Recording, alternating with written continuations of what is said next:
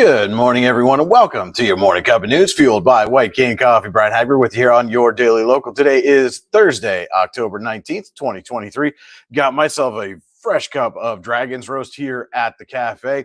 You can stop into the cafe, get yourself a fresh cup, get it in one of these special laser engraved tumblers, get it filled up with your purchase. When you bring it back, get 50% off your refill as part of the White Cane Coffee Mug Club. And while you're here, you can also stop in, get yourself a fresh baked goods, cinnamon rolls, scones as well. And don't forget, they've got now Irish burritos, breakfast burritos. Got to try one of those as well when you stop in here at the cafe. And if you can't make it down here, that's no problem. White Cane Coffee is also available on DoorDash. Just place your order, have your favorites delivered right to your door. You can also order your favorite roasted brew at home online at whitecanecoffee.com. And now let's take a look at what's making news. The Warren Public Library is celebrating its 150th anniversary, and patrons can see all that history courtesy of the current exhibit in the Wetmore Gallery. The exhibit, spearheaded by staff members Julie Miller and Jen Nisley, as well as Kitty Hagberg, takes you on a picturesque history of the library from 1873 until today. The exhibit will be open until November 18th. From Thomas Struthers and the library's beginnings through the freshly completed renovations, it is a work of art and is dedicated to Barb Tubbs, who worked at the library for over 50 years. Quote, "It really started with Glenn Schofield and William Rankin," Miller said. "Glenn had a whole bunch of books that he wanted the community to have, and so he talked to William Rankin, and Rankin was like, sure, I'll overlook this collection, and the rest is kind of history," even though there were threads of this back in the 1830s. There are scenes of Warren from the 1870s that visitors can contrast to the present day. Quote, "We have some nice scenes just to see how things were back in the day versus now," Nisley said. The Constitution of the library was officially adopted in 1873, older than the Philadelphia Free Library. Quote, "The library was in the Struthers Library Theater building on the second floor," Miller said. "When it first opened, there was a ticketing system, so people had to pay for a membership for the year. In 1895, it officially became anybody could join." There's also a section in the exhibit on Mary C. Weiss, who served as the head librarian for over 40 years and was the last librarian at the Library Theater and the first head librarian at the current location. She retired in 1931. Quote, "She holds the distinction of being librarian at both, which is pretty cool," Miller said. The current building was designed by Warren and Wetmore, an architecture firm that also designed Grand Central Station. The whole original building was designed by them, Miller said. You can see more about the current exhibit in our story on yourdailylocal.com, and we highly encourage anyone who has a chance stop in before November 18th to the Wetmore Gallery at the Warren Public Library and check out all the things that are part of this historic exhibit. The pending results of a recently completed mussel study could have a potential impact on the proposed boat launch and the riverfront at the base of Liberty Street in downtown Warren. Warren City Councilwoman Danielle Flasher asked City Engineer Darren Pike for an update on the study during Monday's Warren City Council meeting, with Pike confirming that they are, quote, "still waiting for that. It was completed a few weeks back. We're just waiting for the report to come back," Pike said. "We heard they observed several major species of mussels." Pike confirmed that the report is expected to be completed in the coming weeks, at which point the city will approach the Department of Environmental Protection about the next steps. Quote, "We had an initial layout of the boat ramp to present to the DEP," City Manager Mike Holt said. "Depending on the extent of mussels that were observed, will determine how much mitigation effort we're going to have and will determine how far we put it into the water." More on this story from City Council is available now at yourdailylocal.com. This Saturday, October 21st, marks the opening of the 2023-24 statewide pheasant season, which promises to be another memorable one for Pennsylvania's 75,000 pheasant hunters. In addition to the over 16,000 pheasants already released in early October for the youth season, the Pennsylvania Game Commission will be stocking approximately 220,000 additional birds between now and early January. Quote, "Releases will occur weekly from mid-October through mid-November," said Ian Gregg, chief of the Game Commission's Wildlife Operations Division. "A mid-December release will bolster hunting opportunity prior to the holidays, and for the third year, many sites are also scheduled to be stocked twice after Christmas for late-season hunting. Increased production on our two game farms has allowed us to make these improvements to winter pheasant hunting without impacting opportunity during the traditional autumn season."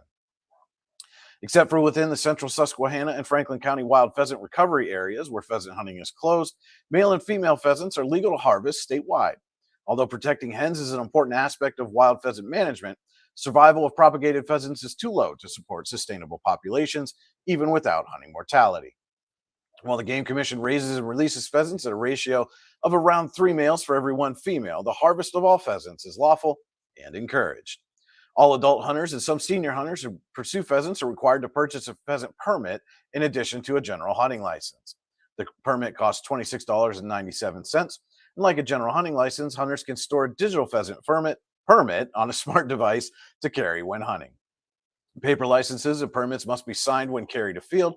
Senior lifetime resident license holders who acquired their license prior to May 13th, 2017 are exempt from needing a pheasant permit. Junior hunters and mentor permit holders under 17 will need a free permit. You can find out more in our story on yourdailylocal.com. And we will be right back with a look at the day's weather forecast right after this quick word from our sponsor.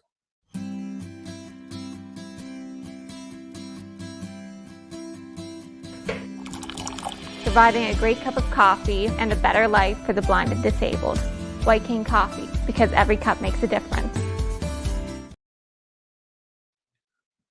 And welcome back to your morning cup of news, fueled by White Cane Coffee. Brian Hagberg with you on your daily local. And now it's time to take a look at the day's weather forecast from the National Weather Service and State College. Areas of fog will remain in the region until 9 a.m., and the rest of the day will be mostly cloudy with a high of 65 degrees. Light southeast winds will become south at 5 to 10 miles an hour throughout the morning. Showers are likely overnight, mainly after 10 p.m.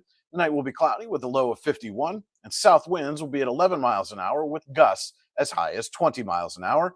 Our chance of precipitation overnight is 70%. We'll be right back with your morning cup of sports after this quick word. Have you ever wanted to play an instrument? The Warren Music Conservatory is the area's only choice for premier music education, with the area's top music instructors giving you fun and exciting music lessons for a variety of instruments and styles. The Music Conservatory also rents and repairs instruments of all types. And don't forget to stop in and check out our student bookstore for your musical supplies like strings, sticks, picks, and more. What are you waiting for? Stop dreaming. Start doing today. And now we'll send it over to Andy Close with your morning cup of sports. Good Thursday morning, October the 19th. It's time for your morning cup of sports, fueled by White Cane Coffee. The Warren Dragon boys soccer team went on the road on Wednesday and fell to Du Bois by a score of 4-1. Trey Carrington had the lone goal of the game for the Dragons. No volleyball action, but District 10 playoff brackets were released. In Class 3A, the Warren Dragons drew the number 2 seed, and they will play in a semifinal contest on Tuesday, October 31st, against the winner of the quarterfinal contest between number 3 seed and 4-time defending District 10 champion Conneaut and number 6 seed Hickory.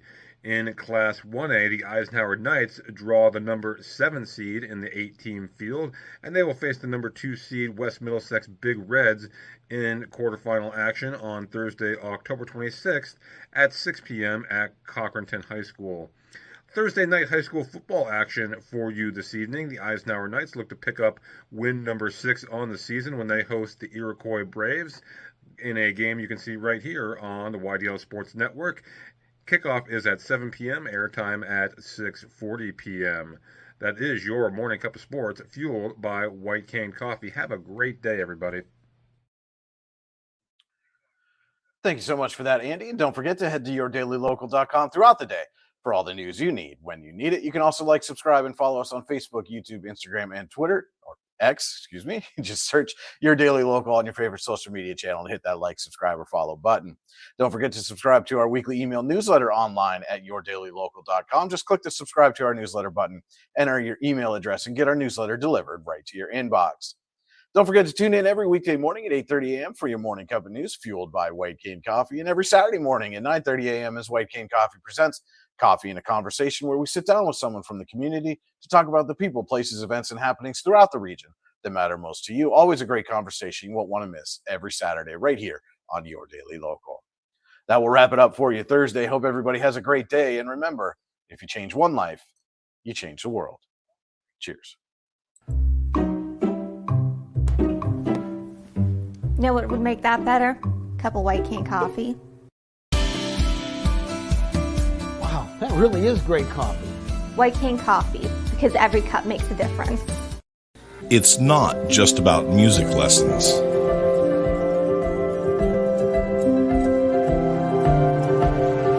It's about hard work, perseverance, dedication, self-expression, making memories. Let's make memories together.